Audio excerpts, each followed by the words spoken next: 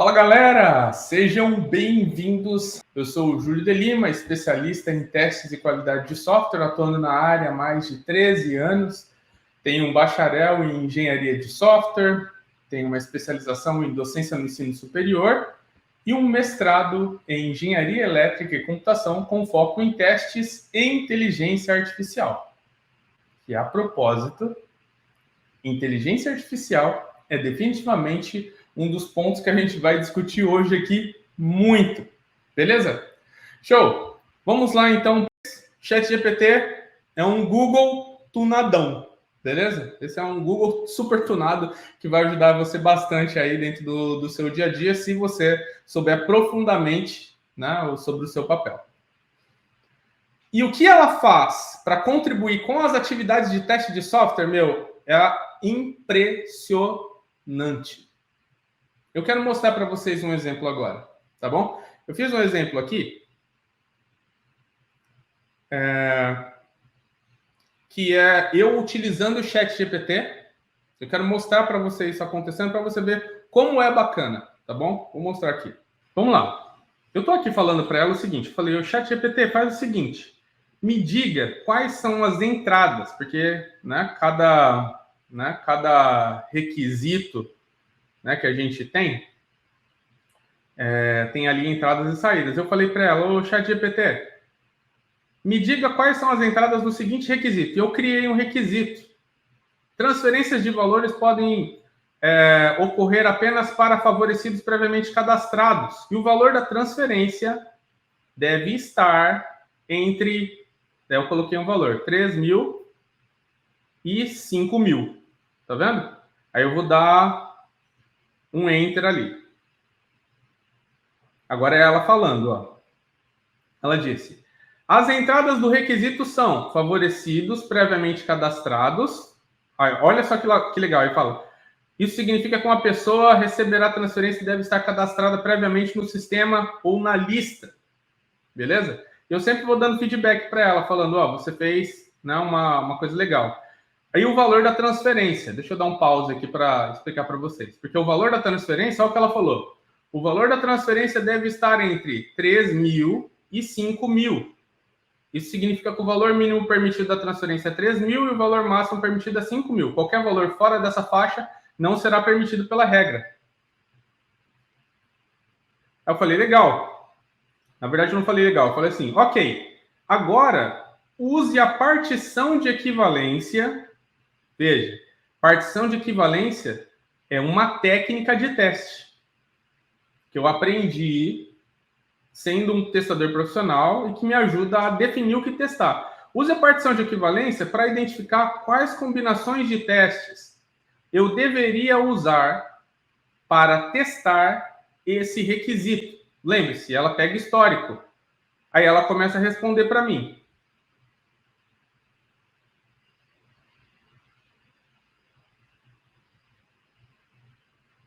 E ela fala, ó, a técnica de partição de equivalência é uma estratégia de teste de software que visa reduzir o número de casos de teste necessário para verificar se um requisito está funcionando corretamente.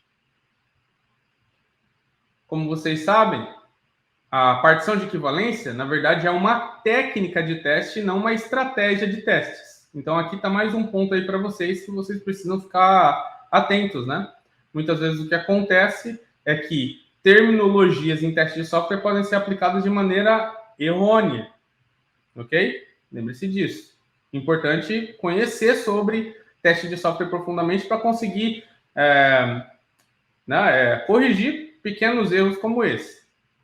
Mas olha só o que ela fala. Ela fala, favorecidos previamente cadastrados, partição válida, transferência feita para um favorecido previamente cadastrado. Partição inválida, a transferência é feita para um favorecido não cadastrado previamente. Aí ela continua. Valor da transferência. Partição válida. Transferência está dentro dos valores de 3.000 e 5.000. Partição inválida. A transferência está abaixo do valor mínimo, ou seja, menor que 3.000. Ou no valor, acima do valor máximo permitido, que é maior do que 5.000. Vamos parar aqui rapidinho para eu falar uma coisa para vocês. Pensa assim. Se eu, Júlio, não sei sobre como funciona a partição de equivalência, Tudo isso daqui para mim é nada, porque eu não sei se está falando se aplicou corretamente a partição de equivalência. Nesse caso aqui, por conhecer profundamente o meu papel e conhecer como funciona essa técnica, eu posso dizer para vocês que até agora ela está indo super bem, cara. Ela conseguiu adivinhar aqui quais são as partições válidas e inválidas de maneira correta. Lembrando que o meu requisito é completamente novo. Acabei de criar. Aí ela fala, com base nessas partições, podemos identificar as seguintes combinações. E ela começa a combinar. Favorecido previamente cadastrado com valor na faixa, com valor mínimo, com valor acima do máximo, tá vendo?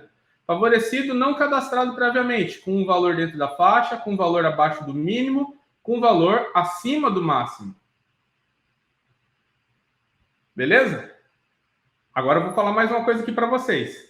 Existe uma outra técnica que ela usou aqui, chamada permutação. E a permutação ajuda você a identificar quais testes ou quais são as combinações necessárias. E ela conseguiu encontrar as combinações corretas e o número de testes apropriado. Porque na partição de equivalência, você identifica partições. Dentro da permutação, você combina essas partições. Ok? Você combina essas partições. Então, se a gente for falar assim de como é que se aplica a partição de equivalência, tá? Aqui dentro dessa questão da partição inválida aqui, a gente poderia dizer para ela assim, olha, você declarou como uma partição inválida, mas segundo a partição de equivalência, você teria que declarar duas partições, porque essa é a forma com que a técnica foi estruturada, entenderam? E aí, eu pego o número de partições e multiplico pelo número de... Eu pego os números a quantidade de partições de entrada e multiplico uma pelas outras para saber a quantidade de testes. 2 vezes 3 igual a 6. 6 testes são aqui escritos. Novamente, sem saber a técnica, você não conseguiria julgar se isso daqui está certo ou não. E aí ela fala, olha só, testando essas 6 combinações de teste, podemos verificar se o requisito está funcionando corretamente e garantir que todas as possibilidades foram cobertas. Pronto. Aqui a gente já tem um problema. Eu não consigo garantir que todas as possibilidades foram cobertas, por quê? Porque a partição de equivalência por si só, ela não garante todas. Entendem? Ela não garante todas. Porque eu posso ter muitas outras combinações. Vou dar uma para vocês. Eu poderia falar que o valor que eu vou informar não é um valor inteiro, vai ser um valor em texto. Pronto, já é uma possibilidade que ela não levou em consideração. Eu poderia dizer que eu quero passar um valor booleano. Não está dentro aqui do que ela está prevendo. Só estou dando alguns exemplos que eu, como ser humano, sei que eu poderia experimentar. Ela não, ela foi estrita. Ela falou, não, já entendi que é numérico só pode isso. Estão entendendo o que eu quero dizer? Então, não dá para simplesmente dizer, opa, vou garantir todas. Agora, vamos pensar no gerentão, que não manja nada, nem de testes, nem de desenvolvimento, nem de nada, só sabe gerir pessoas. Ok? Ele olha para isso daqui e fala, e garantir todas as possibilidades sejam cobertas. Opa, ó, agora eu já entendo sobre testes. Está escrito garantir, garantiu. Estão entendendo? Bem, vamos seguir. Porque até aqui a gente já viu muita coisa legal, certo? Esses daqui são casos de teste o quê? Alto nível. Estou passando as entradas aqui. E as entradas, aqui, essa entrada aqui é até baixo nível. Essa daqui já é alto nível, porque está falando valor dentro da faixa, não está falando valor. Então eu falei assim, gostaria de ter essa lista de combinações com valores reais. Com valores reais. Aí olha o que ela fez para mim. Favorecido, previamente cadastrado, mais valor dentro da faixa permitida. Favorecido cadastrado, João, valor 4.000. Favorecido cadastrado, Maria, valor 2.000. Favorecido cadastrado, José, valor 6.000. Favorecido não cadastrado, Rafael Oliveira, valor 4.500. E ela foi gerando para mim os valores baixo nível. com base em toda essa conversa que eu estou tendo com ela, com base no histórico. E agora ela foi um pouco mais humilde, falou assim: lembre-se de que esses são apenas exemplos que você pode adaptar os valores de acordo com as suas necessidades. Além disso, certifique-se de testar outras combinações de valores dentro e fora das faixas permitidas. Beleza? E agora a gente vem para o próximo ponto, que esse daqui também é algo que definitivamente vai ajudar muito quem conhece muito sobre o seu papel. Olha só o que eu falei, deixa eu pular direto aqui em favor do tempo. Aqui. Eu falo para ela assim: bem, agora use as combinações com valores reais para criar testes automatizados de API REST em Python. O endpoint a ser testado é o post validar transferência, e o objeto JSON possui o atributo favorecido e valor. Para que eu pudesse escrever esse pedido aqui para ela, eu tive que saber sobre o que são APIs REST, sobre o que são testes automatizados, eu tenho que entender Python, eu tenho que entender o que é um post, eu tenho que entender que isso é um endpoint, eu tenho que entender que o post ele tem que ter um body, e que esse body tem que ter aqui, no caso, atributo e favorecido.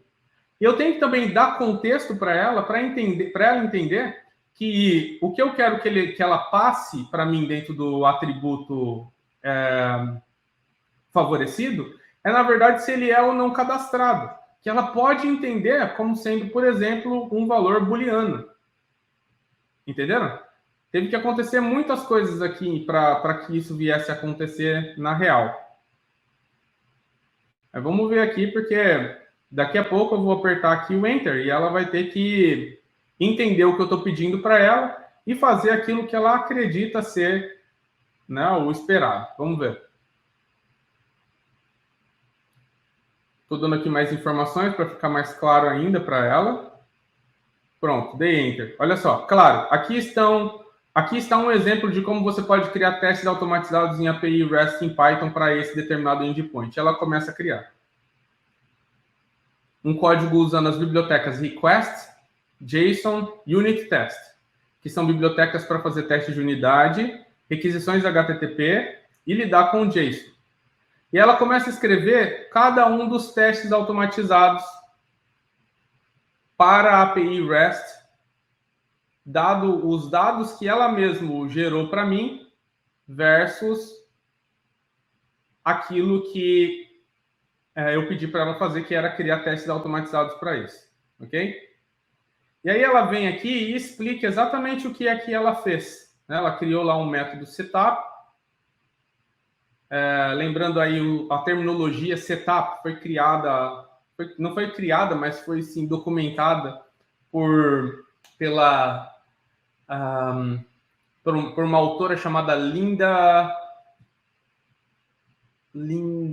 puxa, esqueci o sobrenome dela, e ela documentou como que era a estrutura de um teste automatizado padrão. E ela colocou lá que setup é um nome dado lá para aquilo que a gente está criando logo no início dos testes. Setup foi um termo usado também para quando você vai implementar em ferramentas de teste de unidade os mecanismos iniciais que vão rodar antes de um teste. Né? Então, ela criou com o mesmo nome e explicou aqui o que o método faz. Bacana, né? E aí, quando eu falo para ela que eu ainda tenho uma dúvida, eu digo: ei, me responda de maneira direta e objetiva se você é capaz de substituir um testador humano.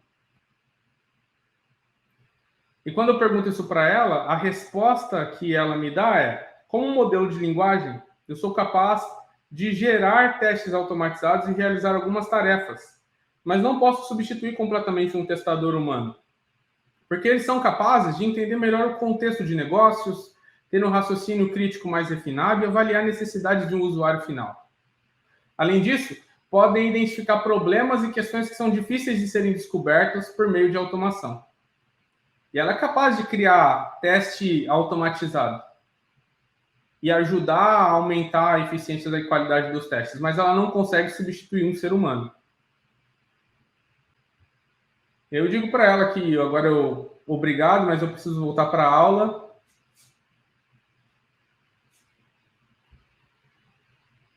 E ela diz de nada e deseja aí para mim um bom retorno à aula. Bem, o que ela faz definitivamente é algo que é muito, mas muito bacana. Só que ela tem limitações. Quais são as limitações que ela possui? Ela não possui capacidade de observação, ela não tem intuição, ela não é capaz de fazer experimentação, não tem criatividade e não tem um julgamento próprio. Tudo que ela faz é com base no conhecimento que foi dado a ela. Ela pode responder coisas, mas ela não tem consciência. Ela se fundamenta nessas questões que foram usadas para alimentar os seus conhecimentos. Beleza? Um testador profissional, né, que vai atuar dentro de um time, ele tem todas essas características. Ele consegue observar e entender o que está acontecendo através da mera e pura observação daquilo que está acontecendo. Isso desperta nele uma série de outras atividades, né, mentais. A partir da observação, ele pode pensar em experimentar algo que não foi determinado ainda, nem foi definido, apenas para ver o que vai acontecer. Por exemplo, eu observei aqui esse software, vejo que ele tem aqui a possibilidade de digitação de um número, por exemplo. Mas quer saber? Deixa eu experimentar o que acontece se eu digitar 2 números. Deixa eu ver o que acontece se eu digitar um texto. Quer saber?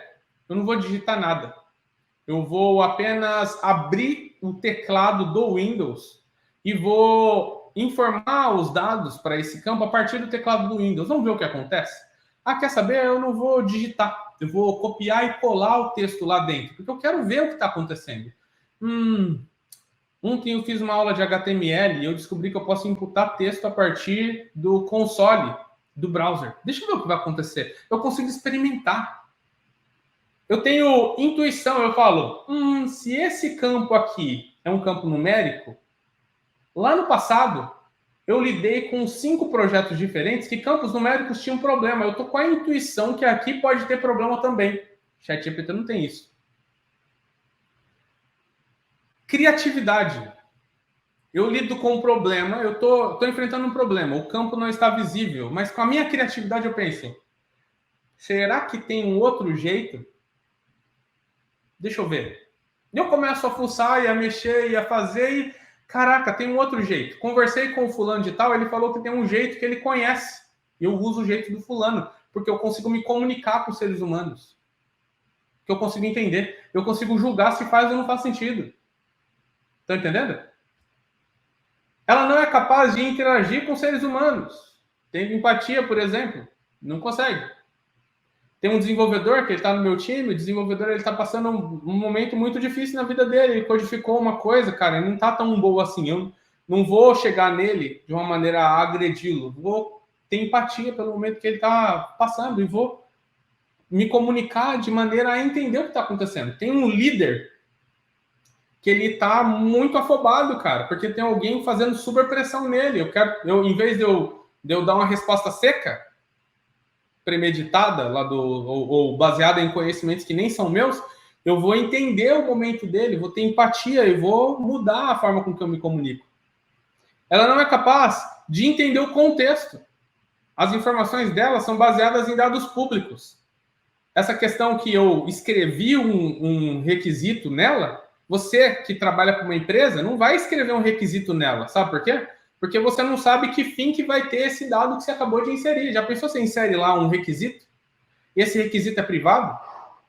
Você não poderia falar para contar para alguém daquele requisito? Se assinou um NDA e você não pode compartilhar com ninguém aquele requisito? Já daria problema. Até processo para você. Você poderia ser preso. Entendeu? Ela não consegue compreender o seu contexto, então ela sempre vai te dar respostas genéricas com base nos dados que são públicos. Ela tem acesso apenas a essas informações públicas. Ela não consegue tomar decisões com base nas suas próprias emoções, nos seus valores, nas suas crenças. Até é possível programar alguns deles, como, por exemplo, essa questão de não mentir, entendeu? Então, se ela vê a palavra mentir, ela já bloqueia você, porque alguém programou aquilo, mas não é uma consciência dela, que ela deve ou não mentir, que ela deve ou não enganar, que ela deve ou não, sabe? Quais são os valores e as crenças que ela tem. Ela não consegue simular essa situação de um ser humano.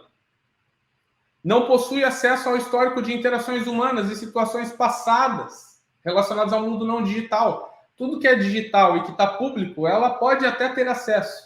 Mas tudo que é não digital e que está no seu mundinho aí, você participou de uma reunião, não tinha nenhum tipo de celular ouvindo o que vocês estavam falando. Eu sei que é muito difícil isso acontecer hoje em dia, mas vamos levar esse exemplo hipotético, né? Você está conversando, não tem nenhum celular copiando ali suas informações e colocando publicamente alguma nuvem secreta.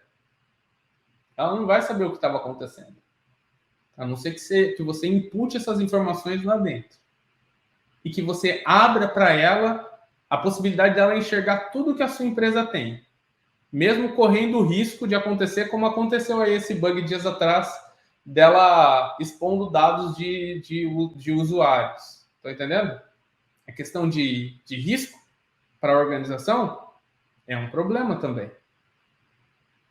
Ela também não possui acesso a situações vividas exclusivamente por você, QA. Cara, você viveu tanta coisa, tanta experiência ruim em software que te leva a ter ideias e criatividade, intuição, experimentação e observação de coisas que talvez ela nunca saberá. Você é alguém que não pode ser substituído por ela.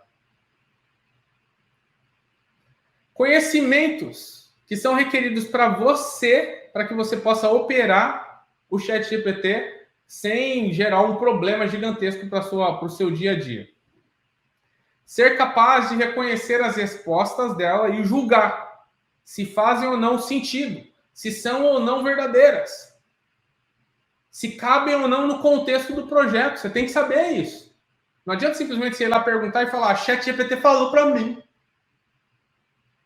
Não é assim, certo? A ChatGPT te trouxe uma resposta, você julgou, viu que é verídica, viu que faz sentido, viu que cabe no contexto. Aí sim. Senão, não. Então, se você não tem essa capacidade de fazer esse julgamento, nem entra no rolê, entendeu? Então, dica número 1. Dica número 2. Você tem que ser capaz de identificar quais técnicas e estratégias que ela usou. Se ela te der uma resposta, você falou assim, ChatGPT, cria para mim a estratégia de testes para uma tela de login, porque é um conhecimento, público. Ela gera. Você olha para aquilo e fala, ChatGPT, está incompleto, está ambíguo, tem coisas aqui que não servem para o meu contexto, tem coisas que você disse aqui que não fazem o menor sentido, mas tem coisas que você disse aqui que fazem sentido. Vou usar isso. Sabe o que eu diria para você? Se você tá seguindo todas essas dicas que eu estou dando aqui para você de o que você precisa saber antes de você usar o ChatGPT com sucesso, eu diria para você assim, usa ela como um rascunho. Porque, cara, o que ela pôr ali não quer dizer que o que ela respondeu que tá certo. Você vai ter que saber julgar aquilo. Entendeu? Vai ter que saber julgar aquilo. E eu já ouvi uma frase, e infelizmente eu não sei quem é o autor, mas as pessoas que souberem usar essas ferramentas como essa, usar bem, elas vão conseguir ter muito sucesso, cara. Pessoas que usam mal, vai se lascar. Porque, tipo assim, vocês viram hoje uma demonstração da ferramenta, não viram? Foi legal? Puxa, Júlio, foi super legal. Gostei, cara, achei interessante. Você pode chegar amanhã na sua empresa e fazer exatamente a mesma coisa. Presta atenção nisso. Amanhã você pode chegar na sua empresa e fazer exatamente a mesma coisa que eu fiz. E ela vai te trazer respostas com base na sua primeira pergunta inicial. A pergunta é, a resposta vai estar certa? Você não sabe. A não ser que você conheça profundamente seu papel, senão você não vai saber. Ela vai te trazer um negócio e vai falar assim, o Júlio fez assim. Não. Não adianta falar o Júlio fez assim. Porque pode ser que ela trouxe respostas baseadas em outros conceitos, em outros contextos, e você não vai saber. Então não adianta falar que o Júlio fez. Porque a pergunta que eu fiz para ela pode ser uma pergunta que você faz da mesma maneira. Ela pode responder diferente. E se você não souber avaliar a sua resposta, você não vai conseguir ter resultados factíveis, positivos, entendeu? Então não basta simplesmente perguntar. Tem que perguntar e tem que saber o que é o negócio, se ela está fazendo certo ou não. Você tem que pensar assim, sabe o que ela faz? Ela não te dá a resposta de tudo. Ela acelera o que você teria que fazer na mão. Quando eu falei para ela assim, tá aqui o requisito, identifica as entradas. Eu teria que identificar as entradas na mão. Identifica os valores. Eu teria que criar os valores na mão. Cria os testes para mim no Python. Eu teria que criar o teste na mão. Eu não queria fazer isso. Eu pedi para ela fazer. Mas eu sou capaz de olhar para aquilo e falar, se eu, Júlio, fosse fazer, eu faria desse jeito. Se você olhou para uma resposta do ChatGPT e você não for capaz de dizer eu, Júlio, ou eu, seu nome, faria desse jeito, tem algum problema. Entendeu? Ou pegar aquele resultado e começar a destrinchar ele para que ele fosse melhor, para que ele fosse mais completo. Porque na maioria das vezes ela vai te trazer respostas incompletas. Vou falar para você 2 exemplos. Eu falei para ela assim, ChatGPT, Júlio de Lima criou uma heurística chamada Alterface. Me diz o que o Alterface é. Ou me explica o Alterface. Ela começou a explicar. Só que ela explicou o Alterface como uma heurística de 7 princípios, tem 9. Ela explicou os princípios e nenhum dos princípios que ela explicou eram realmente os princípios da minha heurística. O que aconteceu? Não sei o que aconteceu. Talvez ela não pegou direito a ideia. Ela leu o conteúdo, não entendeu direito, começou a me falar coisas erradas. Estão erradas, cara. Os princípios que ela trouxe estão errados. E se você foi lá e pegou, sem conhecer os princípios do Alterface, você se lascou. Você está falando coisas por aí que você não sabe. Está propagando coisas incorretas. Você precisa conhecer profundamente o seu papel. Até para usar ferramenta como essa aqui, você tem que conhecer profundamente o seu papel. Porque senão a resposta dela, qualquer coisa que ela falar, vai ser certo para você. Não dá certo assim. Vou falar sobre mim. Esses dias atrás eu falei assim, ChatGPT, dá uma analisada aqui nesse documento e me fala. Tem acessibilidade? Aí ela falou assim, não, por causa desses problemas aqui. E ela me mostrou os problemas. Eu peguei os problemas que ela reportou, fui olhar para uma ferramenta específica de medir acessibilidade e algumas coisas não estavam batendo. Eu, Júlio, não tive a possibilidade de julgar, mas tinha uma ferramenta que me ajudava a julgar, porque eu não sou especialista em acessibilidade. Eu poderia submeter aquilo a um amigo meu que é muito bom em acessibilidade, Bruno Pulis. E ele poderia me ajudar, mas eu não era capaz. Eu não posso assumir que está certo. Eu tenho que verificar se está certo. Entendeu? Então, o fator aqui é responsabilidade. Você tem que usar com responsabilidade isso. Você tem que ser capaz de identificar as boas e más práticas em cada uma das abordagens. Tá bom? Bem, vamos lá. A gente vai seguir aqui. Ser capaz de identificar boas e más práticas em cada abordagem ou documento proposto pela heurística, ou pela ferramenta. Você tem que saber se o que ela falou é uma boa ou uma prática. Entendeu? Porque pode ser que ela te dê más práticas, pode ser que ela te dê boas práticas. Você precisa saber disso também. 4. Ser capaz de complementar os resultados obtidos de modo a ter melhor eficiência na sua estratégia. Você tem que complementar muitas vezes, ser capaz de complementar o que ela está falando. E para ser capaz de complementar, tem que entender o seu papel. Ser capaz de ponderar o impacto positivo ou negativo do que ela fala. Você não pode simplesmente pegar o que ela fala e sair colocando. Você tem que falar, isso que ela falou, tem isso de prós, tem isso de contras. Tem que ter isso também. Ter pensamento crítico, ok? Pensamento crítico é o seguinte, é quando você é capaz de ver algo, ou entender, ou compreender algo, ou absorver algo e julgar se aquilo faz ou não sentido. Saber estruturar perguntas de modo a extrair melhores resultados. Eu fiz perguntas ou pedidos para ela e foram pedidos bem estruturados. Por isso, ela conseguiu trazer resultados que são resultados factíveis. Ok? Vamos lá, então. ChatGPT vai acabar com a carreira do QA? Minha resposta para isso é não. E um não gigante. Por todos esses diversos motivos que a gente viu aqui hoje, eu posso dizer para vocês com certeza, não vai. Mas não vai se você se preparar profundamente, de modo que você consiga entender com clareza o que é o seu papel e como é que essa compreensão do seu papel vai fazer com que você consiga julgar respostas ou recomendações de qualquer tipo de inteligência artificial que venha surgir agora em diante.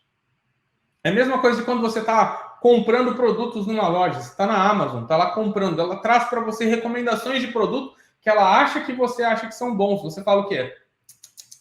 Você está enganada, você errou. Volta lá, por exemplo, do neurônio. Você deu entradas, ela processou e te trouxe respostas. Você julga se está certo ou não. Se não tem ninguém para julgar, tem um problema aí. Beleza? Agora é a hora de você interagir. Curtiu esse vídeo? Clica aí no botão curtir. Tá gostando do conteúdo do canal? Inscreva-se. Se você quer realmente contribuir para o canal, deixa um comentário falando o que você achou, a sua reflexão sobre isso.